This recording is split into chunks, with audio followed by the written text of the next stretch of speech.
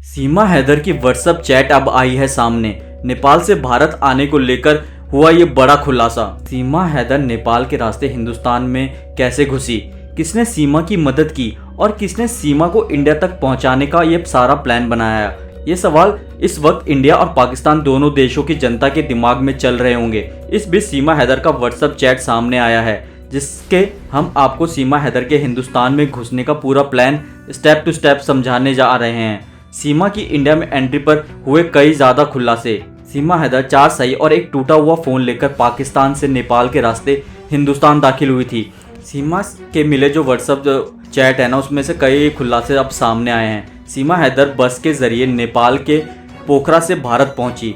सीमा को इंडिया तक लाने वाली सृष्टि यातायात की बस के बारे में इसके ऑफिस से मालूम चला कि बस सही होने के लिए गैराज में खड़ी हुई है। इसके बाद और भी ज़्यादा जानकारी मिली, जहां पर उस बस के खड़े होने का दावा किया जा रहा था, जिसे सीमा दिल्ली तक पहुंची थी।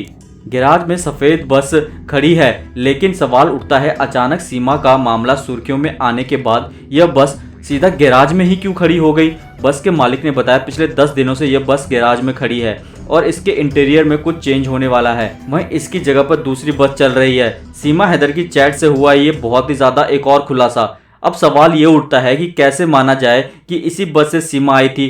तो इसे साबित करता है सीमा हैदर का वह चैट जो उसने बस के स्टाफ के साथ की थी। सीमा ने 11 जुलाई को बस के स्टाफ से चैट की थी, जिसमें बस की लोकेशन भी दिखाई दे रही है। चैट में बस का नंबर 9463 भी लिखा है। बस का स्टाफ इस चैट में सीमा से बाकी पेमेंट करने के बाद स्क्रीनशॉट भेजने की बात कह रहा है। इसके बाद इस चैट में सीमा की तरफ से मीना जी नाम का एक नंबर शेयर किया जाता है और बस वालों को उस पर मैसेज भेजकर बाकी पेमेंट लेने की बात कही जाती है। दोस्तों, जैसे कि हमने बताया कि सचिन लगातार ना सीमा की मदद कर रहा था, जो कि इस चैट के माध्यम से अब सारी बातें समझ आ रही है।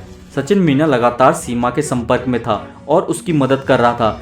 बस ऑपरेट करने वाली सृष्टि यातायात कंपनी ने भी बताया बस के पेमेंट के लिए सीमा ने किसी तीसरे शख्स से दिल्ली से पैसे अकाउंट में डलवाए थे।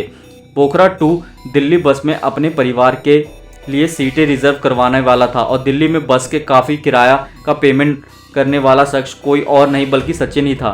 यानी सचिन ने ही सीमा के नेपाल से भारत आने की पूरी प्लानिंग तैयार की थी और सचिन ही सीमा को भारत लाने का मास्टरमाइंड था।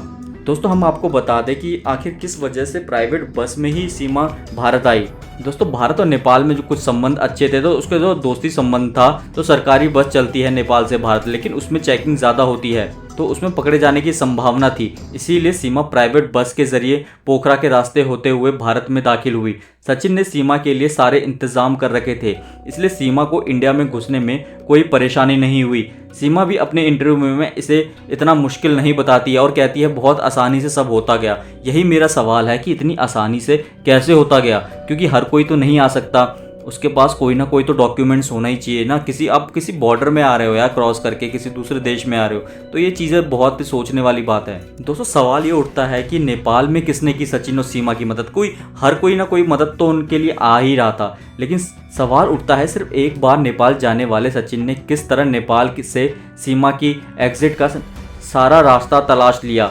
नेपाल में सचिन का मददगार आखिर कौन था? इस सवाल का जवाब तलाशने पे ये बात पता चला कि सचिन और सीमा को नेपाल से आसान एग्जिट रूट बताने वाला कोई और नहीं बल्कि उसी होटल का मालिक था जहां सचिन और सीमा काठमांडू में पहली बार रुके थे। होटल वालों ने सीमा और सचिन से कोई आईडी नहीं मांगी थी, लेकिन उन्होंने ये बात कबूल की है कि वह ही सचिन को बस अड्डे से होटल लेकर आए थे। तो दोस्तों, इस केस में धीरे धीरे बहुत ही ज़्यादा चीज़ें खुलती जा रही है और धीरे धीरे सब ये बातें पता लग रही है कि सचिन ही है मास्टरमाइंड। अगर सीमा जितनी गुनहगार है उतनी सचिन भी है, तो इसलिए सचिन को भी हमें उतना ही सज़ा देना चाहिए जितना सीमा को देना चाहिए। और मैं कहता हूँ सीमा को तो वापस पाकिस्तान भेजना चाहिए, वरना ऐसी चीज़ें और ऐसे प्यार के नाटक करके या फिर कहानी जड़ के बहुत लोग आ जाएंगे इधर और कोई नहीं कर पाएगा। बाद में सब यही कहेंगे वो भी तो आए थे सचिन और सीमा। तो सीमा ने जो किया है और सचिन ने जो उसका साथ दिया है, तो उनको दोनों को सज़ा मिलनी चाहिए और सीमा को पाकिस्तान भेज देना चाहिए। दोस्तों, आपको क्या लगता है? अपनी अपनी राय हमें कमेंट के जरिए ज़रूर बताएं। वीडियो अच्छी लगी वीडियो को लाइक शेयर ज़रूर कर दें। अगर अभी तक आपने हमारे चैनल को सब्सक्राइब नहीं किया है तो चैनल को सब्सक्राइब करके बेल आइकन ज़रूर प्रेस कर दें, जिससे कि हमारी हर एक नई वीडियो की नोटिफिकेशन आपको मिल सके सबसे पहले।